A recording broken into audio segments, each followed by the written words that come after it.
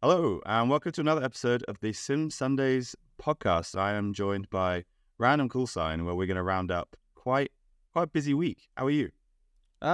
Great. Could be better. Been very tired. How about you? I'm also very tired, but it's fine. It's great. It's fine. We're getting G'd on and woken up by all of the crazy news that has been coming out of the sim racing and motorsport world recently. Now, we have to make a small caveat stroke announcement here. I have on several occasions promised that this podcast will never, ever, ever, ever transition into a Formula One podcast, right? Not because I don't like I love Formula One. But I listen this to week, Formula One. But this feels like this is not news that's just about Formula One. This is news that will shake the whole of the racing world in whatever category of racing you're in, including sim racing. So what's been happening in Formula One this week? well, there's two big news, one after the other. The second one, I thought it would be like a rumor because of the first one. The first one is, of course, Formula One rejecting Andretti, which doesn't at least make sense for me, the rejection. And the second one is actually Lewis Hamilton. After saying, I love Mercedes, and I'll stick until the end of my career in Mercedes, is moving to Ferrari and getting on Carlos Sainz's spot. So it's going to be quite interesting. It's going to be strange to see him in red and not one of the silver arrows. He's always been in like a silver and black car, right? Even back in the McLaren days. So it's going to be very strange seeing him. Yeah, silver and orange, silver and red. Yeah, it's going to be strange. What does it mean for the rest of the grid? Is this going to be one of those things that kicks off like the mother of all silly seasons? Are we about to see like half the grid changing up now? I don't think so. You either get Carlos Sainz or Bottas or Fernando Alonso into Mercedes, and everything else stays the same. That's just what I think. Yeah, Bottas, that would be an interesting one. That would be very interesting. But I wouldn't be surprised to see Bottas back at Mercedes. I think it would still be a good fit. Yeah, I would love that. That would be a very feel good story. Imagine if Fernando Alonso goes there and is a champion. Yeah, I am for the first time in a long time quite excited. Or anybody that goes to Mercedes. Yeah, that'd be very cool. Okay, let's move on to sim racing. I'm going to mention one sad bit of news. Very sad to announce that Gran Turismo Sport is closing its doors, shutting up paddock forever, which is sad, really, because it was a very iconic game. It marked a step change in quality for racing games generally, I think, and has probably been responsible for tens, if not hundreds of thousands of people getting into sim racing as we know it. Like Gran Turismo, Formula One, Forza, they're all these kind of gateway drugs into our world of sim racing, and Gran Turismo Sport was pivotal. I think, GT Sport has been hugely influential in sim racing, and I don't think it gets enough praise out of it. A lot of the platforms that we see today outside of iRacing are very much inspired by Gran Turismo Sport. If you guys remember Coach Dave, when they had before the acquisition or merger with Low Fuel Motorsports, Coach Dave was essentially a copy of it for Assetto Corsa Competizione. And it essentially told everybody there is a space in sim racing for something that is a casual competitive, more casual than iRacing. Right? Yeah. And then from that point, other platforms like Low Fuel Motorsport, which is hugely popular, still to this day, one way or the other, copy the same format in the same selection process that you had in Gran Turismo Sport, with race A, race B, and race C. Of course, with more races in Low Fuel Motorsport, but it's essentially all the same. It's very easy to understand when stuff starts, when stuff ends, what you expect out of it, and it basically has shaken up everybody. If you want a casual competitive, it kind of seems anachronic, but it's still competitive, but it's more on a casual side. You can have something in sim racing now. Yeah. It just told everybody there is definitely something going forward. It's an ideal format for streamers too, right? Because you've got so many races that you can jump into one after the other. Okay, so but just to give a point about how influential still is Gran Turismo Sports, I think even today, if you look at Forza Motorsports, even today, 7 years later, after the initial set of product or initial set of content that's launched in Gran Turismo Sports, it not only holds a candle to whatever else is out there in sim racing or not, Forza Motorsports or not, but is better in terms of production quality than everything else in sim racing, including the one that you're going to talk next, WEC. Well, that's interesting. So, yeah, it's a bold claim. It's a bold claim, Con. Le Mans Ultimate. It is a bold claim. It is a bold claim. Le Mans Ultimate, they've just announced that the release that was planned for early 2024, April 2024, is no longer going to be a release. It's going to be early access. And this seems to be big news, right? Big news. Like, what the hell's going on? This is chaos, blah, blah, blah. It is.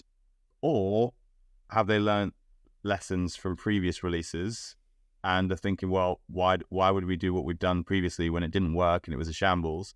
If we launch as an early release, like most games in the world of gaming, not necessarily just sim racing, will launch as an early release so that you're setting that expectation of, right, if you download the game now, the first few tens of thousands of people, you are taking part in essentially an experiment for the finer details at the end of the game, but you acknowledge that there might be some issues, right? That's from, and I know what you're about to say, right? But this is kind of like this is the sort of the marketing approach that I imagine that they're taking here, right? But enlighten us. What do you think? From us, as a cynical person, I look at it the two ways. One way more than the other, but I'll be totally wrong. The first way is that they want to do the Assetto Corsa Competizione or Assetto Corsa kind of way. They launch the stuff, and you have, the community saying, I like this, I don't like this, right? Makes sense. The second way is a little more conspiracy-like, because you have to look at what motorsports games has been in the last couple of years, and it has been a train wreck. And you look at their spreadsheet or whatever they say to the investors, and it's not looking good. Many times they have said in the past, look, we're about 6 months away of not paying anything, right? And then it will need to raise capital one way or the other. So by having it on early access, you would get the cash flow up front. Probably the truth is in the middle of both. So it's both what the community will say, and I'm going to say this a little bit out loud. It's going to sound really bad for the sim racing community. If they take the approach of R Factor 2 for me it's not just a dead game. It's bad product. It's really bad product. Yeah. It doesn't have, the scope.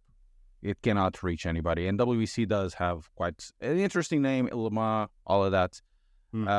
And if they want to remove themselves from just, it's just a sim into something that is actually a game, and they need to have the community come in, look, this is what it needs to happen. Check this out. It also will accelerate the amount of feedback from paying customers. But I think on the other side, they also need to raise some cash.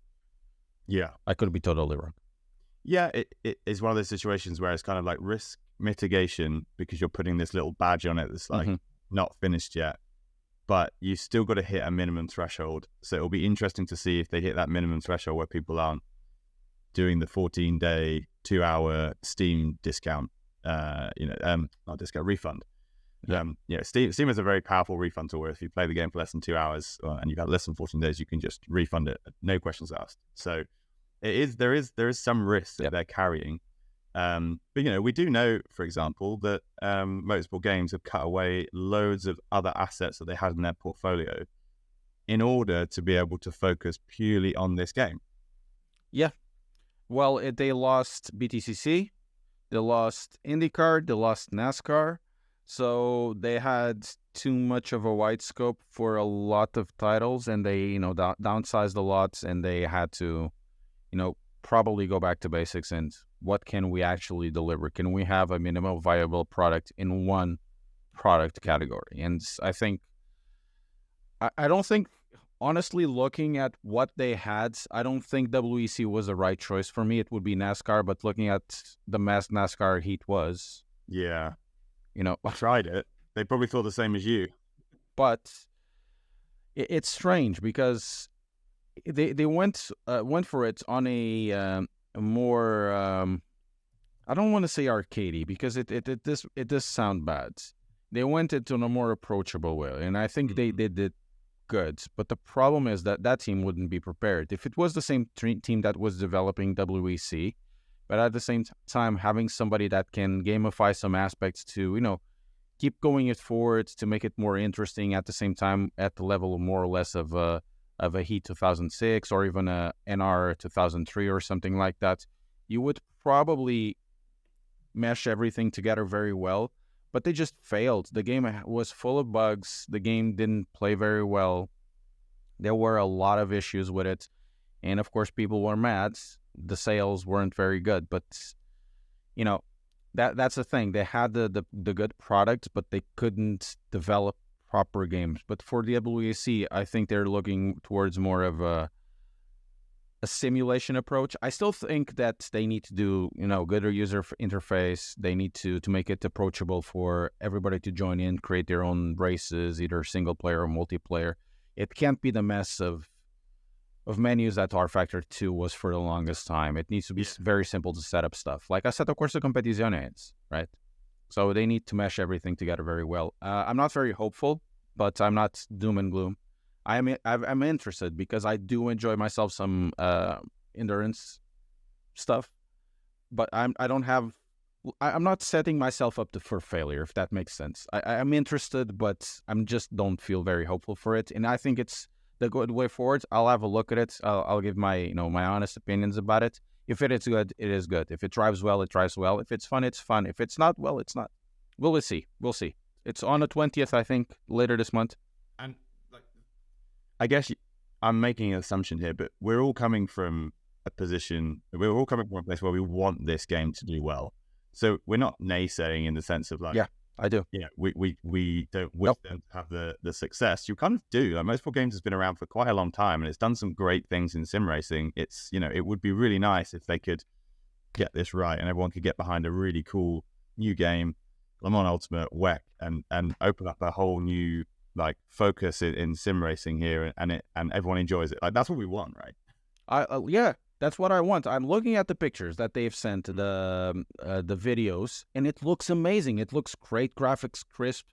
The cars aren't doing anything that they shouldn't be doing, so that's a good start, That's really a good start. But of course, marketing is marketing. There's editing behind it. Maybe the game is just like that, and it just needs, look, critique us. Tell us where we're good. Tell us where we're bad. I think they're having the right attitude with that. Yeah. Like I said, I'm not too hopeful because, a lot of people have already crashed and burned with with Motorsport Games stuff. I think what Stephen Hood is doing is much better than the guy before. But once again, we need to be situating ourselves what they have delivered in the past. But once again, if it's good, you have to say it. It's good and probably worth your time or something like that.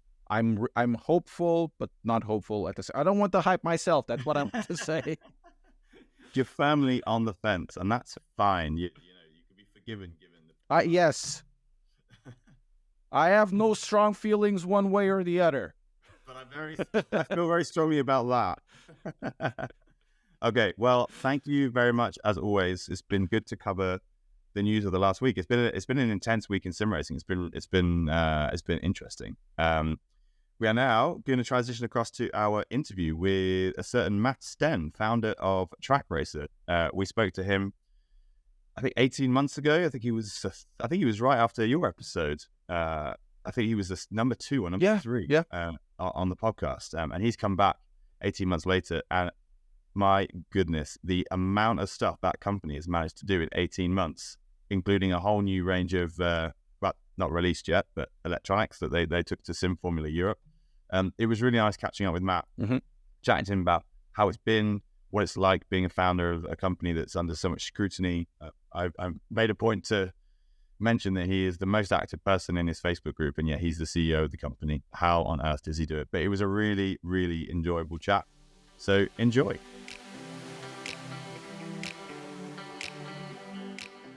Whoa, Tom, before we get into the episode, we need to show them Grid Finder. Guys, if you haven't checked it out, please check out Grid Finder. You can browse from over 1,000 leagues or communities, or even start your own. We have a complete league management system built into our website. We even have loads of cool features like custom championships, single races, time trials, and a race attendance system. We even have cool features like a split and tier management system, as well as something coming up very soon, a driver rating and penalty points system. Anyway, enough of me talking. I know you guys know where to go. Please go check out and sign up to Grid Finder for free and find your new racing league to be a part of. Now, enjoy the episode. Matt, welcome back to the show. How are you doing? Good, man. Thanks for having us back.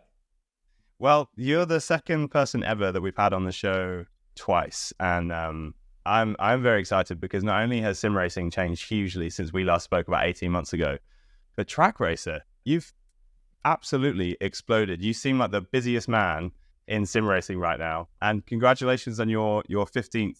Well, Trak Racer's 15th birthday, not your 15th birthday. If you were 15, then hats off, man. Yeah, thanks, mate. So I was over in Austin. I'd been there for I've been in Austin for 5 months, just building up the US side of the business. We're having a lot of growing pains. Our US business is growing exponentially. So is the rest of the world. We've just opened up in Canada in December, so we're now warehousing over there.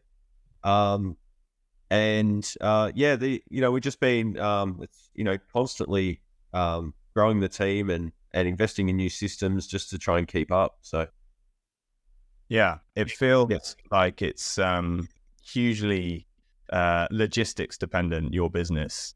So obviously you have the products which you're constantly innovating and developing, and we'll get onto that because obviously your range has exploded since we last spoke. But the amount of logistics you must have to manage with people from all over the world wanting your cockpits. And I've received the Trak Racer cockpit in the past, and it came in like 7 or 8 boxes, and we had add-ons and bits and pieces. So getting that right logistically must be the biggest headache, especially when all of a sudden you're getting thousands of orders every week. Yeah, look, I'm going to talk openly here. Like everyone in the industry, we had a huge November sales period. Our website is it needs updates, so we've employed some senior people to fix the website and also operations. So our biggest issue is the amount of accessories or add-ons that people will get, and then automating our website to inform people about, well, this is held up because of this this mat, or it could be something big like a whole rig, or it could be something small like a speaker mount. And we're just working through it now. We've got a couple of coders in the team now, just to try and automate these emails to customers and giving them the opportunity to split the order up, as opposed to thousands of orders just sitting there, and then we've got to go through and unfortunately at times we are reactive to a lot of inquiries. But that's the biggest issue. So I'm hopeful that, over the next few weeks, we'll have a lot more transparency on the website. So, for example, you go to a simulator and you see a heap of upsells. We are adding like the stock status for those updates. So, at least customers will be able to purchase and be well informed about an issue, or they might add on that speaker mount and then say, hey, I noticed that the speaker mount's out. Can you just send the rest of the order now? We'll go, yeah, sure, done. So we're all working. We're really working too hard. And with a lot, we've improved transparency. And also some automations. We should be able to, get ticket counts down by like 60-70%. Yeah. Now, you talk about transparency, and obviously that's a big issue at the moment. You know, it's no secret to anyone that Fanatec is having some real big issues with people just not knowing where their orders are. You said there that, you know, we've been reactive. Now, it's interesting because obviously you'd rather be proactive than reactive. But I remember last time we spoke, I made a point of highlighting the fact that you're one of the most active people on the Trak Racer Facebook page. Now, the modern consumer is so demanding. And if they have an issue with a delivery being late or something arriving and a piece is wrong or you know, maybe damaged in transit or whatever, they'll happily go straight onto the Facebook group and smash the whole brand, you know, which is 15 years of hard work, sweat, toil, design, innovation, partnerships with, you know, Alpine, blah, blah, blah. And they'll be like, well, I didn't get my left widget or whatever, so that, you know, the whole of Trak Racer is terrible. You reply to nearly every single one offering help. How the hell do you do that when you've scaled so much? How are you still replying to all these Facebook messages as, you know, the CEO and founder of the company? I can't think of any other company where that would happen. Oh, look, you know, there was a time where Thomas at Fanatec was doing it. That, you know, that was probably, you know, 7 years ago. He might have stopped. So I actually don't, you know, I've got a good team around me, and I actually don't mind helping. You know, like, I don't watch TV, so, you know, if I've got nothing to do, then I'll jump on there and I'll help people, because I know that it's helping our team out. And I'd rather know about because often issues, like, it could be like, you know, small little product issues, like this screw's too short or whatever. My team sometimes doesn't feed that information to me or the engineers. And so, you know, if I'm keeping an eye on things, then I can, you know, resolve that.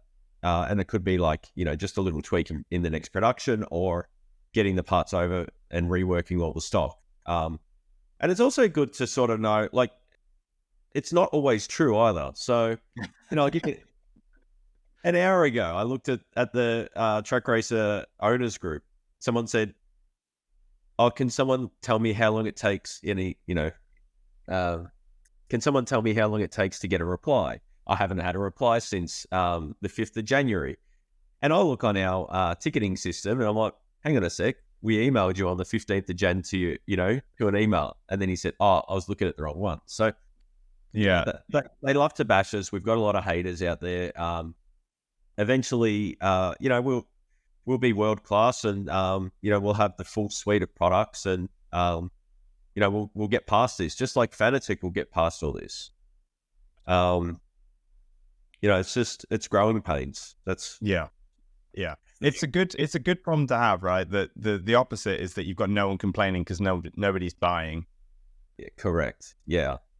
So we still got with our products are still in demand. This year we've got 5 or 6 new rigs coming. You know, you saw all the other stuff. We've got a lot of peripherals coming. The direct drives. Did you have a chance to try the direct drives at the Sim Expo? No, I haven't. No. Pardon me? You went on a yoga retreat, didn't you? How did you know that? I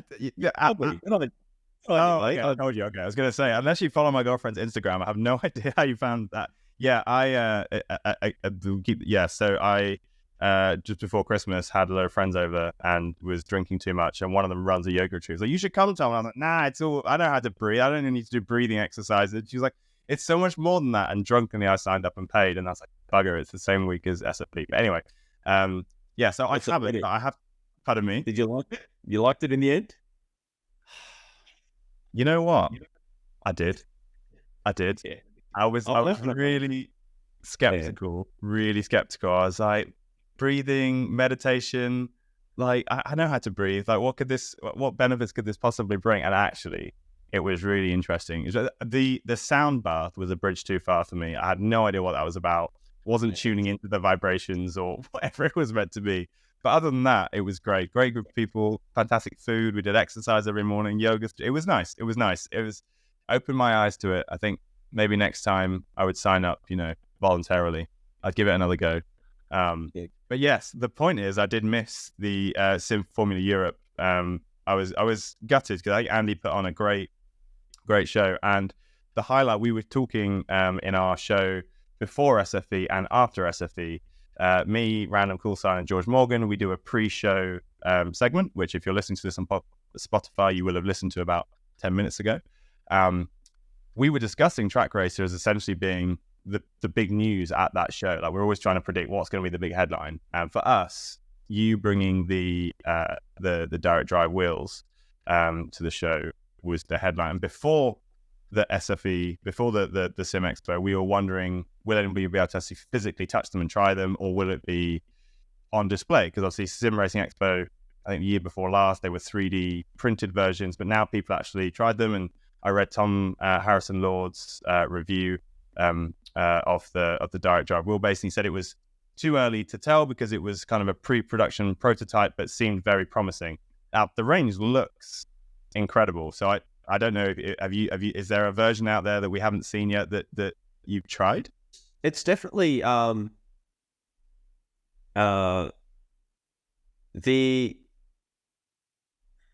find that other brands another brand mentioned in this podcast, I find their wheelbases to be quite grainy. Our wheelbase is extremely smooth and responsive. And you know, we've set SimuCube as the benchmark for that feedback. So I'm extremely confident that we'll be hitting that. Interesting. So you're going for in terms of SimuCube. So SimuCube is really interesting where it sits in the market, because it's definitely taken the premium spot, if you like. It's kind of, if you've got the money to spend and you want the absolute best, then at the moment most people would probably go either SimuCube or maybe Asetek. I feel like Asetek is perhaps a challenger brand to SimuCube rather than Fanatec, based purely on the price point. And I don't think you've announced your price point yet. So how would you describe the position in the market that you're trying to take with the Trak Racer direct drives? So we'll be at at this stage a 15 and a 30 Newton meter. And my goal is to be mid-range. So okay. Yeah. Ideally, let's think Sim Magic. Interesting. With the performance of the SimuCube. So okay, that's really interesting. Sim Magic is a really interesting one, because we had a Sim Magic in the office for ages and ages and ages, and I remember buying it thinking, well, this will just be like a stopgap for now. We'll put this in the office and we've got something to put onto our TR180. And actually we loved it. We absolutely loved it. And then we were gifted I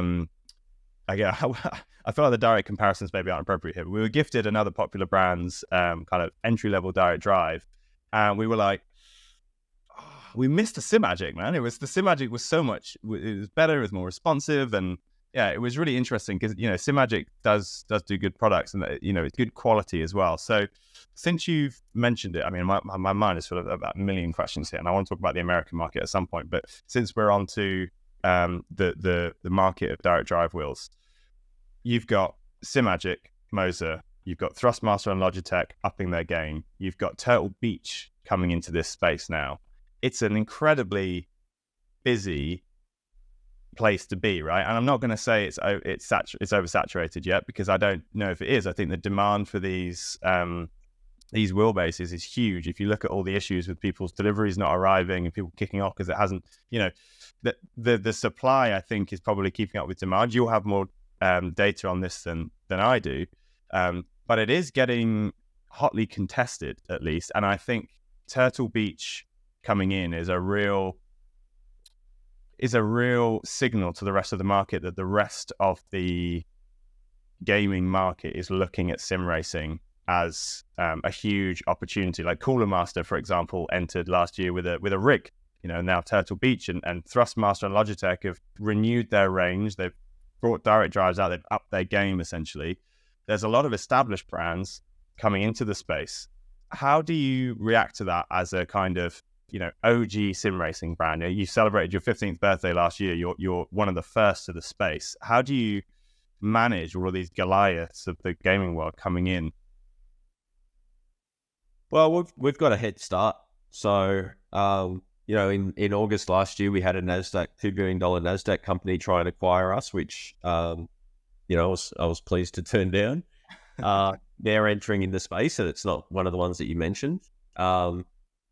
And their interest for us was that, well, given all of the development that we've got, with the brand, the partnership with the Alpine F1 team,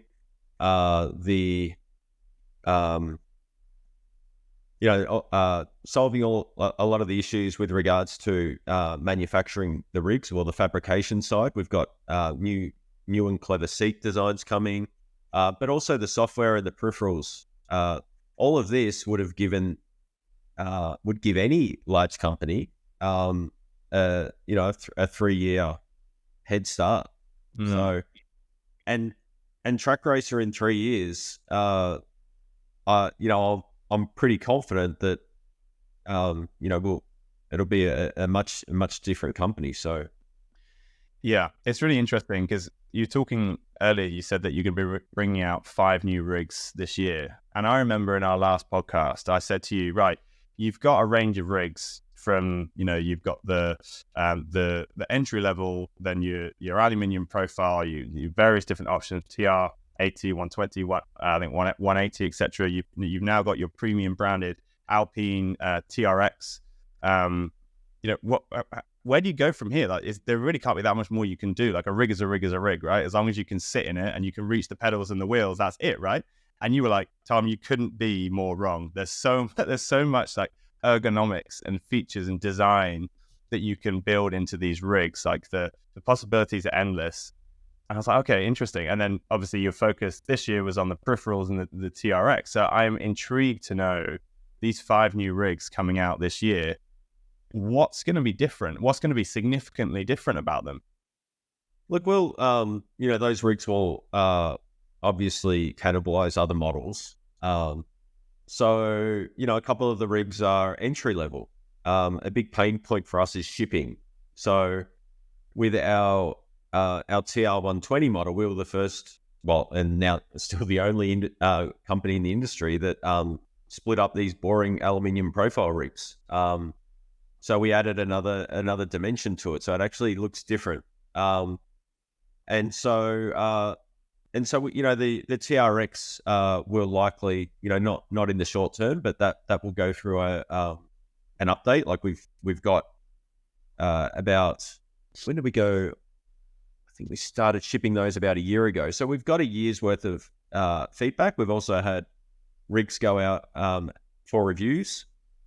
Some of the reviewers have been, overly critical and pulled it in a way that you don't pull it while you're driving, and said it flexes, which is misrepresenting the product. But we've overcome that.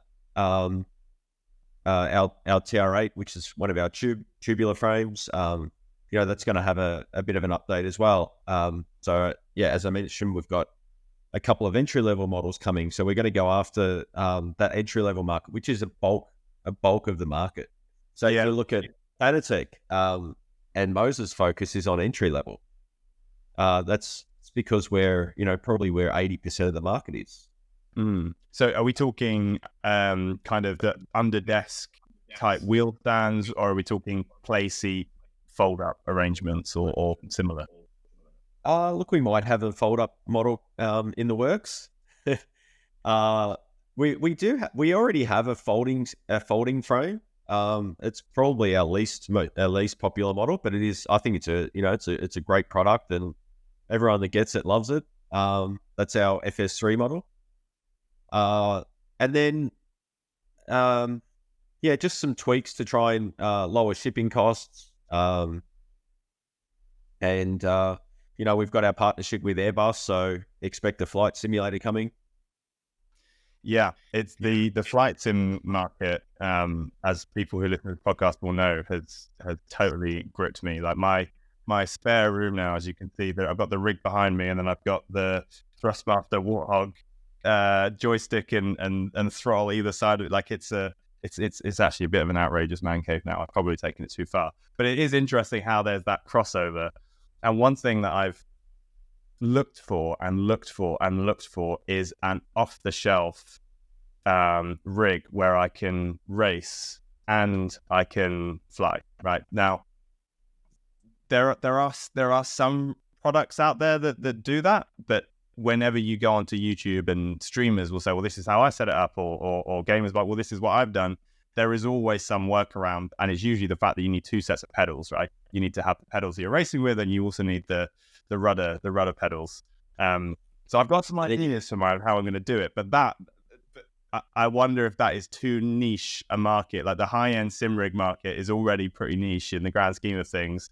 The flight, cockpit market is pretty niche because most people just attach their peripherals to their desk, either on their desk or to their desk. So somebody who wants the premium flight experience and the premium sim racing experience and wants to be able to use them together, maybe that's a too small an overlap in the Venn diagram of nerdy gamers.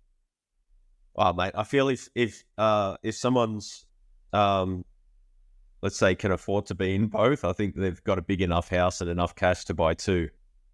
But it's not. If you're just using the Warthog, it's pretty easy. Like we've got mounts that allow you to have a shifter and your throttles left and right. It's when you want your rudders and your yoke, that's when it's up getting a bit more complicated. Yeah.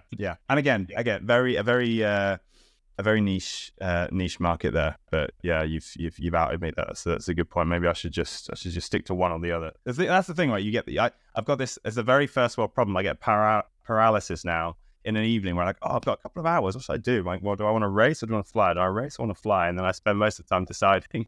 I don't actually get to do anything. But anyway, that is not something I need sympathy for. Let's move on. The American market.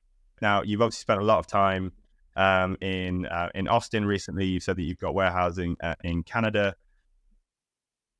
It feels like an obvious question, why America? Because it's one of the biggest economies in the world. But what was it that happened, or what was it happened internally that led you to make that jump to go and take over America? Look, we've been there for probably 4 years. And to be honest, I felt like a change. So, the business over there was growing. I just felt like living in Austin for a bit. And building the team over there, we've now got, not including warehouse staff or other contractors, we've got four or five over there now. And we're putting on more.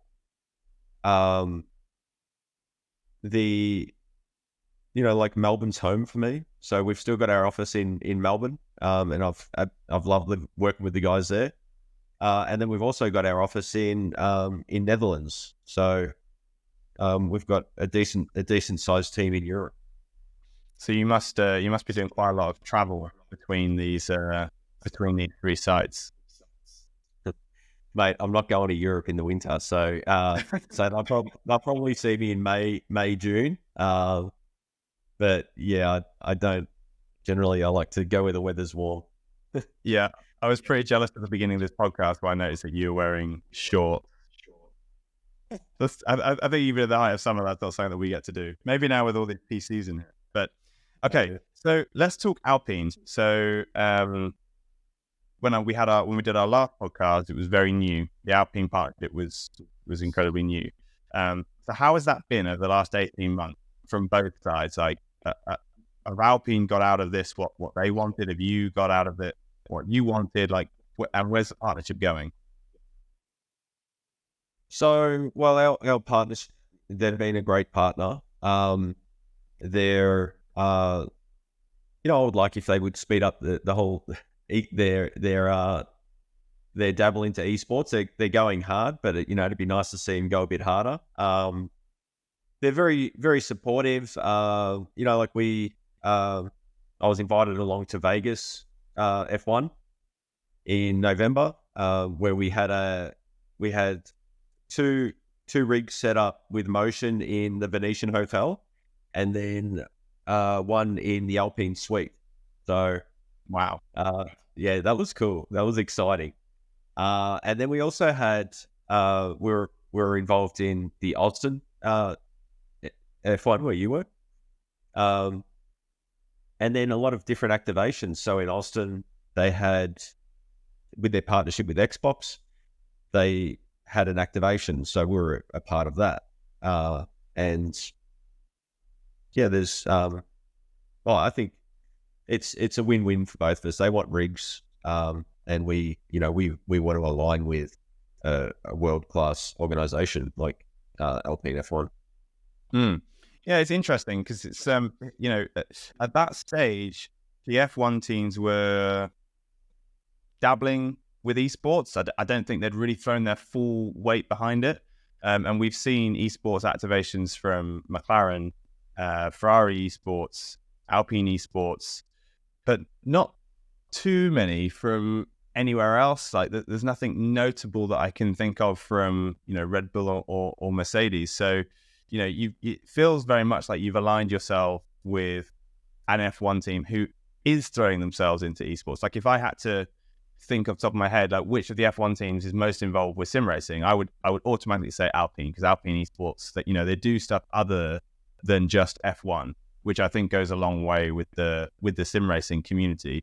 And of course, you're intrinsically aligned now with Alpine, and so the Trak Racer brand seems to be this omniscient being that seems to be everywhere, right? It seems to be displayed on all of the on pretty much all of the activations that I see. Like where can it go though? Where can it go? Like what's the ultimate goal of this partnership? What has to happen for you to be like, tell you what, this partnership, this was a win?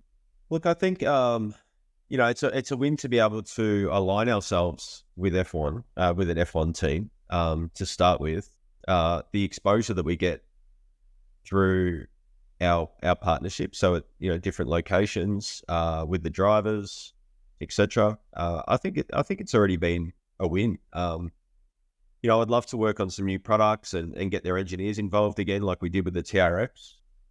So we have another licensed product in the works that we're working on.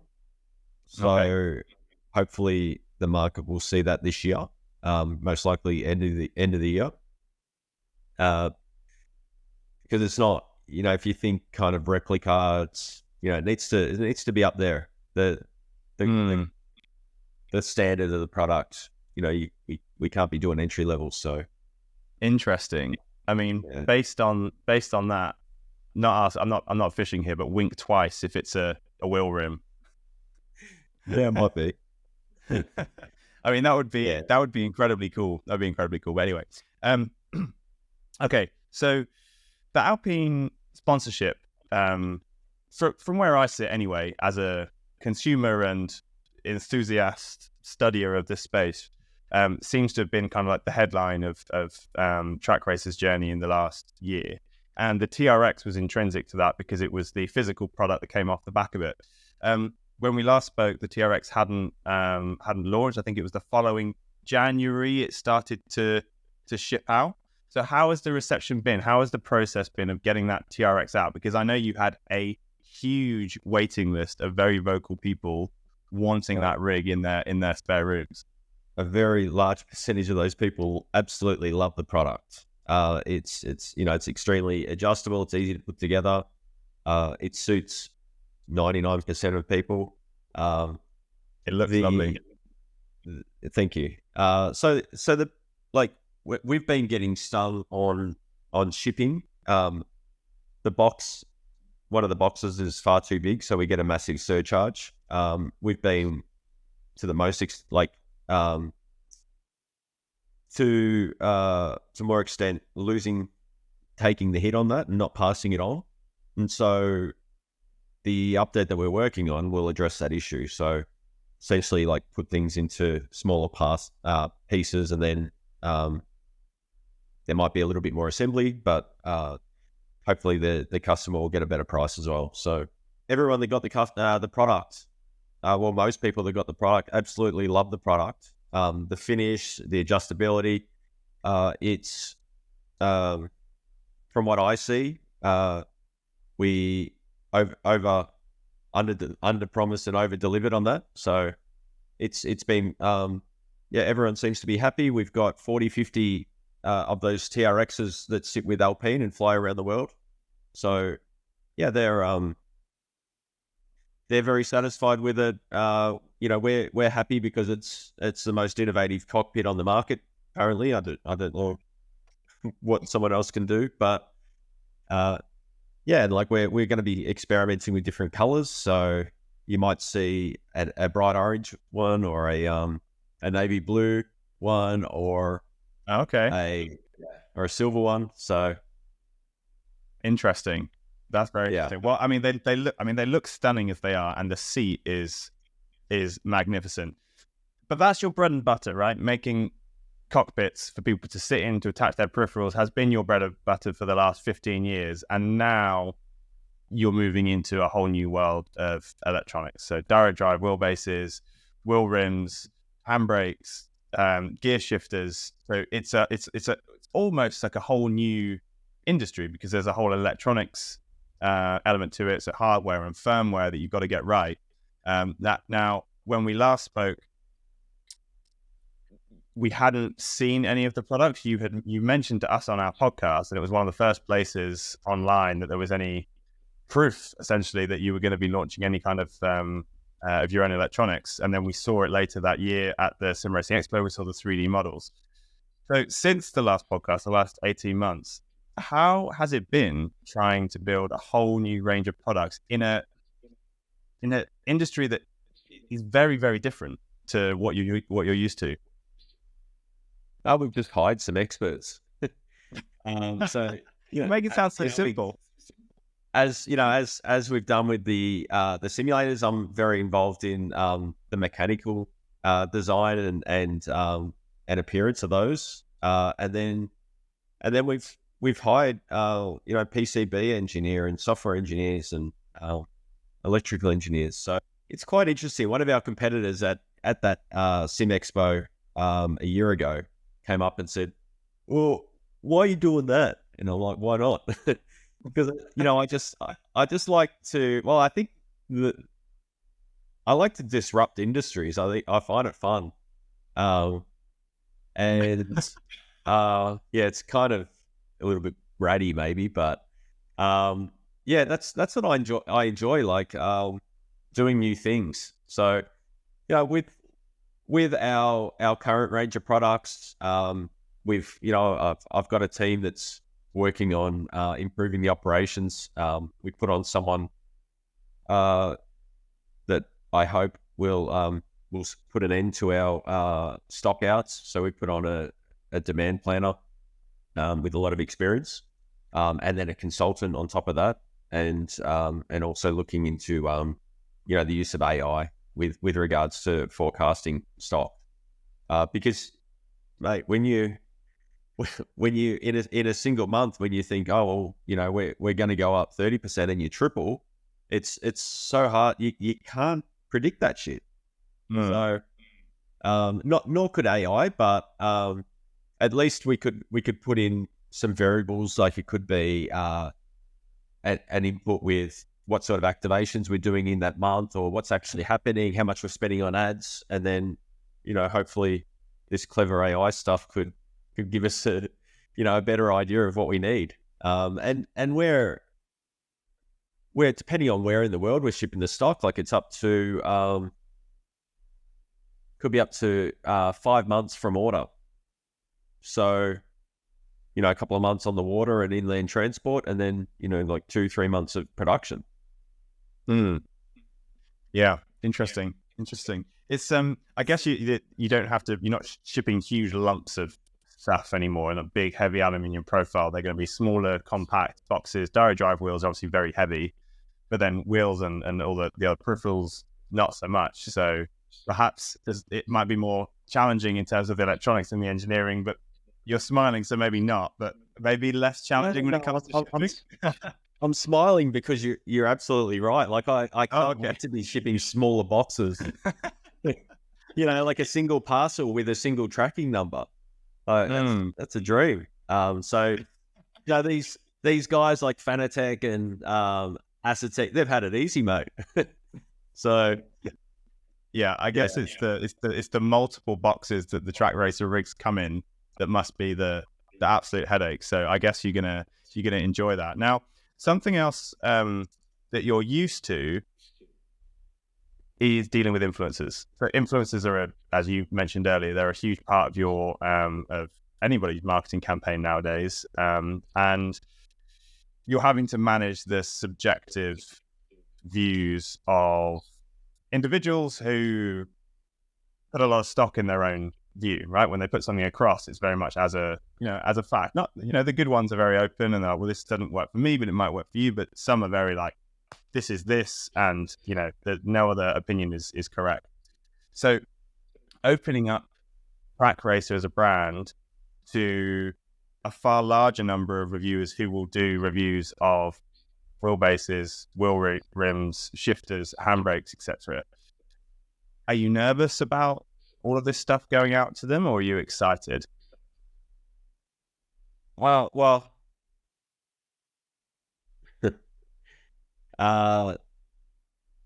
we just need to get it right from the beginning. The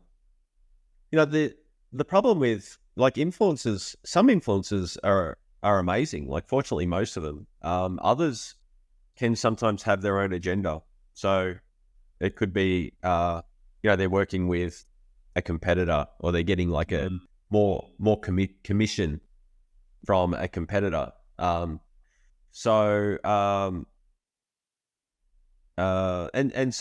of them are very honest. Like I've worked with a few influencers who have been able to help improve our products. And I actually lean on them like, hey mate, can you have a look at this and give us some feedback? So we're not rushing the peripherals. The software will be fine.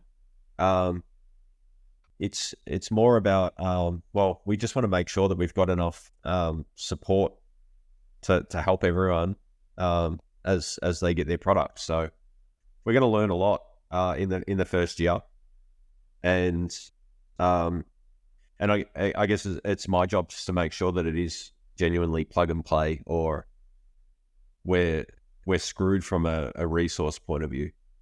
You end up seeing what's going on with Fanatec, where they've got, I don't know, months behind on tickets. And there may or may not be a problem with the product. It's, often it's probably user error. You've just got to make these things idiot proof, where maybe I'll give one to my mum and say, hey mum, try mum this test. Yeah, the mum test. Great book. So it's kind of interesting, because I guess with cockpits you had what we would call like the first mover advantage, right? So you were first to market, or one of the first to market when it came to cockpits of the nature that you designed. Yeah. With peripherals and electronics, you have late mover advantage. So there is still an advantage to not being first, right? So, and it's interesting hearing you say that we're not rushing into this. We're not sprinting towards a Q3 release date, ready to be, in full swing by the winter season, the busiest season in Europe and North America, at least for next year. It's, we're going to make sure that we get this right. And then once we've got it right, and we know that we can support people with support tickets or technical help, etc., then we launch. So, with that in mind, what's your strategy when it comes to pre-orders? Can you open for pre-orders too early, or does it not matter? People will wait as long as you ask them to wait. Yeah, we're discussing internally a few different strategies around that. We don't need customers' money to go ahead with it, which is often a reason for pre-orders. Especially crowdfunding. Yeah, well, I would rather get it right. So yeah, the first range of products is going to be pedal shifter handbrake, which I think is relatively easy. They're quite robust. There's not a lot that can go wrong with them.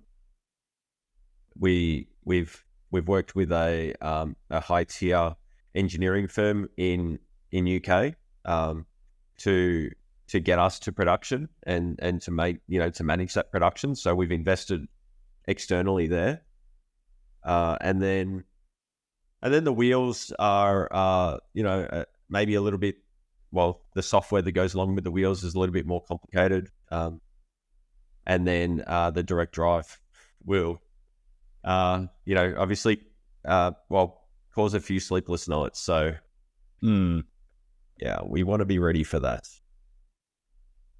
Interesting. Yeah, but I'm trying to work out if there's more anxiety or excitement about this this range right now. It must be the idea of releasing a whole new range must be quite exciting. But I guess as you go through the process and you start to solve the the known unknowns, so then you discover some unknown unknowns, but then they become known knowns, which is the horrible set of phrases to use. But essentially, as you start to learn what all of the problems are going to be down the line, does that anxiety start to turn to excitement for you, or will that stage come a few months after launch and the tickets are low, the reviews are good, sales are steady? Like, what's the exciting bit in the process for you personally? I like to always be moving.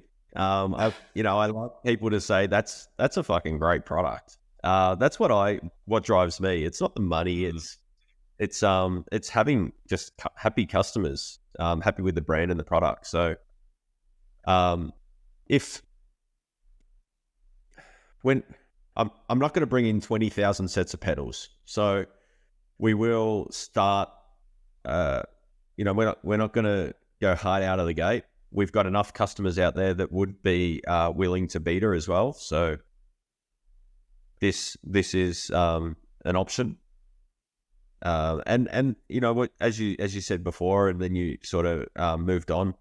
We're not the first in the industry, as we were one of the first with the rigs. However, I think that a lot of what we're adding into these products hasn't been done in the industry, and so I believe we do offer a point of difference there.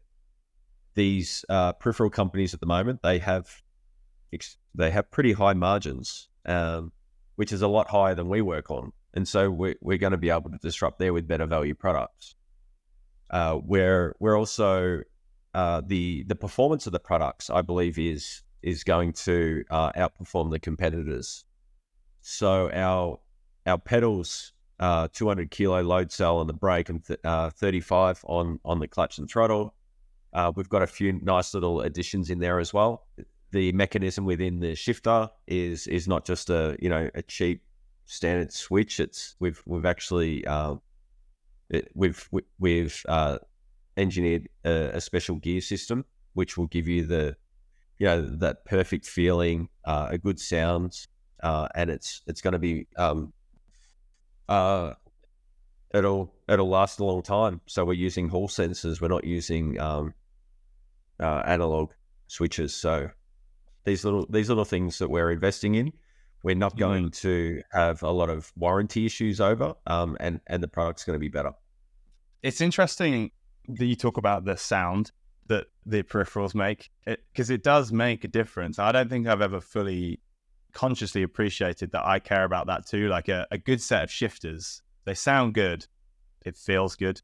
Same with with a gear stick. If it feels good when you clunk it into first, into second, or or if it's a sequential and you get that proper that kind of like tension, that really satisfying feeling and sound. It does make a huge difference. It must be a bit of a strange process to go through when you're testing out different materials or different mechanisms to be like, okay, how did that sound to everyone? Did everybody get that satisfying clunk feeling that they want from one of these peripherals? It must feel trivial, but it's so important.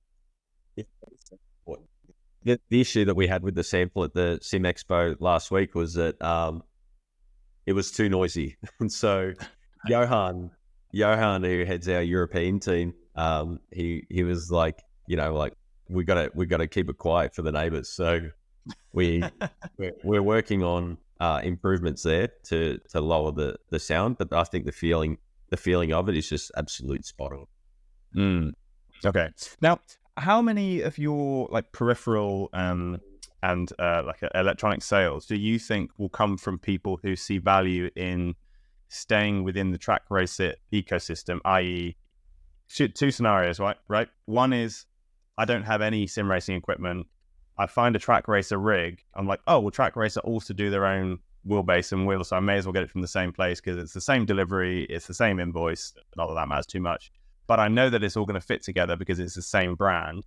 And then the second scenario is one of the hundreds of thousands of people, I'm going to assume, who have a Trak Racer rig, who are looking for an upgrade, go, well, I may as well try the Trak Racer stuff because I have a Trak Racer rig. Like, how important do you think that is going to be in driving sales? I'd be very naive to think that the brand is going to help those sales. It's a product that stands on its own, and it should be proven on its own. Of course, there's going to be customers that just want to add to cart an entire rig, and they'll get an entire Trak Racer rig. But majority are shopping around. So, yeah, I'd be quite stupid to think that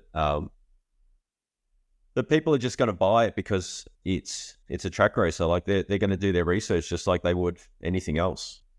Yeah. I guess there is a very small market of people who want that ultimate convenience where if there is a brand where I can get absolutely everything that I could possibly need for a rig, all from one brand, one shopping cart, hit buy, and it just all arrives together. But I guess you're right. Most people will enjoy the process of researching. I guess that's kind of a blessing and a curse for brands such as yourself, is that in gaming, hardware has become part of the passion.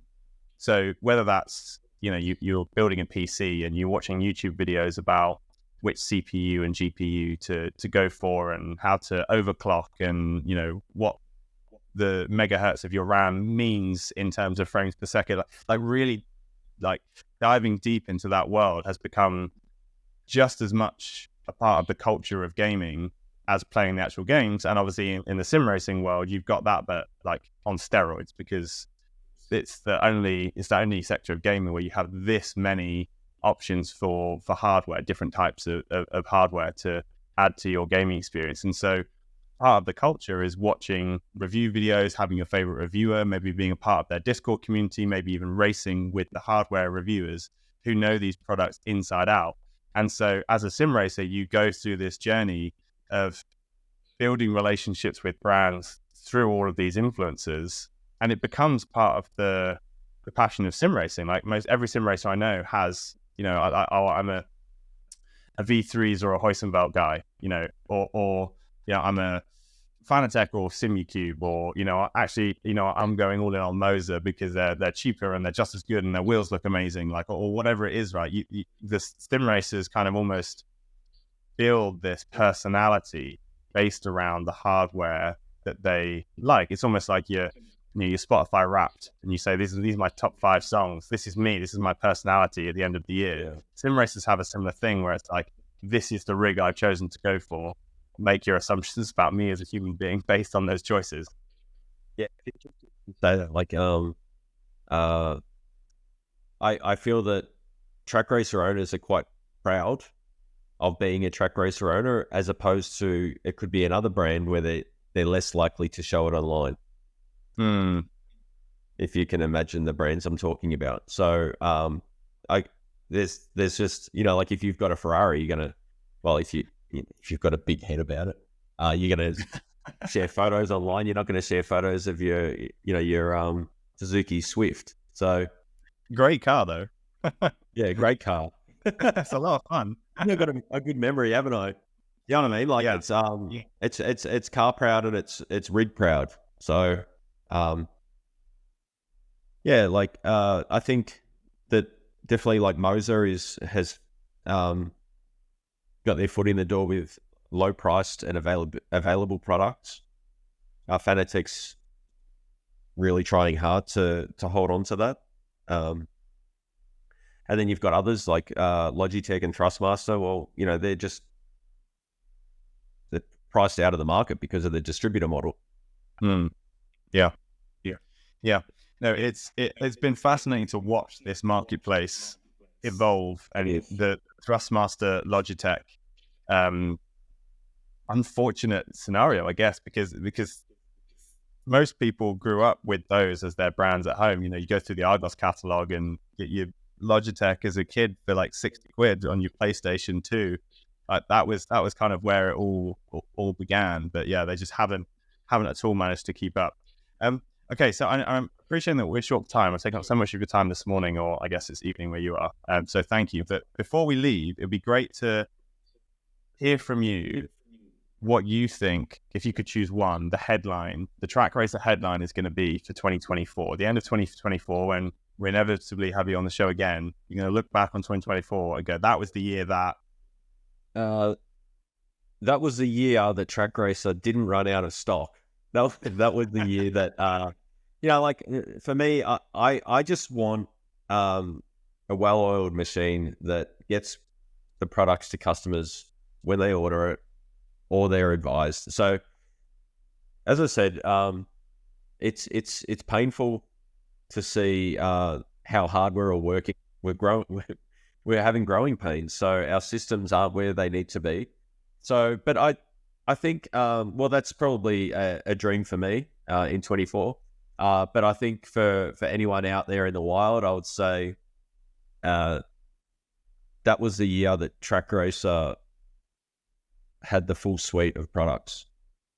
So we've got I'm very ambitious for 2024 with what's coming out, and you've seen some of it. So two direct drive bases. There's 4 wheels that we've finished designs on, and we're just sourcing the switches and so on now to get that right tactile feedback.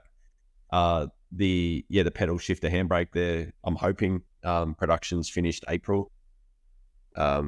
Still not perfect, but it's not far off. So I think this year will be the year that Trak Racer nailed the peripheral business. Nice. Now, I mean, I said that was going to be the last question, but it's thrown up another one that I really, really want to ask. I can say. You said earlier that you don't watch TV. So if you've got time in the evening, you go on Facebook and you help people out with orders and whatnot. This year, you're bringing out 5 new cockpits and a whole suite of peripherals. Do you take time off? And if so, what do you do? Well, last year I went to Bali for 2 weeks and learned how to surf. Nice. There was probably about 3 days where I worked there, but I hadn't taken a break off for a while. I enjoy, I get bored, so I actually like working and solving issues. Yeah, today I spent the day. There's always better things that I could be doing, but I can't, click my fingers and things are done. So I need to try and be patient. Our team's, working on perfecting the software and getting the peripherals right. I can't push that any more than I am. So sometimes I've just got time. It's really interesting. And I totally relate. As a kid, I used to spend all my summer holidays, I would play like Roller Coaster Tycoon and Age of Empires, because I liked building something and making it optimal and, building up the economy of that thing. And I feel like if you're, to use a horrible word, entrepreneur, you essentially do that for a living, right? You just build and you build and you build. And so in the evenings, if that's what you love doing, it's like, well, I could force myself to do something else because it feels like that's what society wants, or I can keep building this project that you absolutely love. So I feel like, I totally relate to your approach, but, stay strong, don't get burnt out. I'm excited to see this range of peripherals this year. I'm excited to see the multicolored TRXs this year as well. That sounds very exciting. And Matt, thank you so much for spending this much time talking to me really early in the morning for me. I'm not an early riser, and nice and late for you, but thank you very much. Oh, don't ask me that. You're not allowed to ask me that because now you've outed me, because we started this podcast we started the podcast at 8 a.m., which is not that early, but it is for me. Like I like to work late. Yeah, I get up late as well. I work late. I get up late. Sorry, no, I get late. Okay. Great. Okay. Thanks a lot, Matt. I will see you in Austin in March. See you in Austin in March. See you then.